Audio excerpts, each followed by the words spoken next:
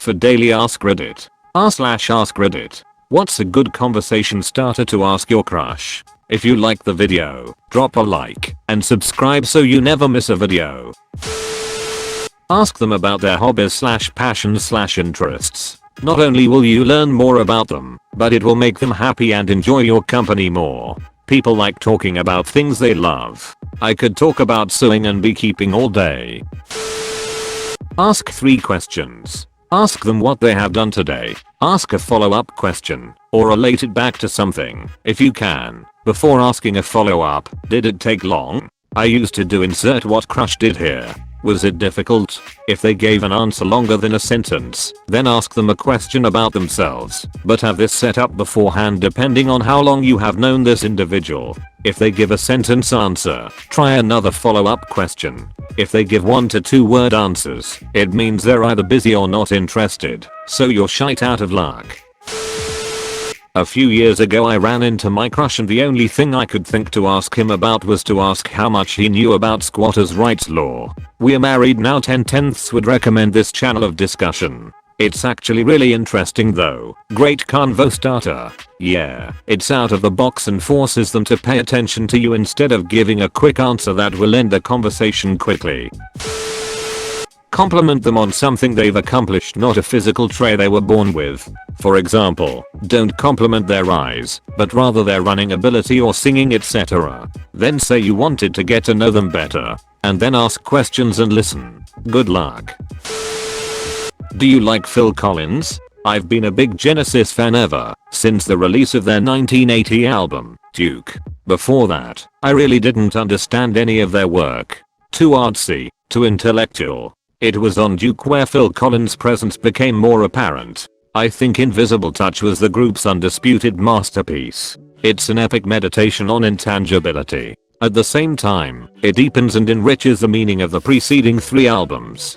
Christy, take off your robe. Listen to the brilliant ensemble playing of Banks, Collins, and Rutherford. You can practically hear every nuance of every instrument. Sabrina, remove your dress. In terms of lyrical craftsmanship, the sheer songwriting, this album hits a new peak of professionalism. Sabrina, why don't you dance a little? Take the lyrics to Land of Confusion.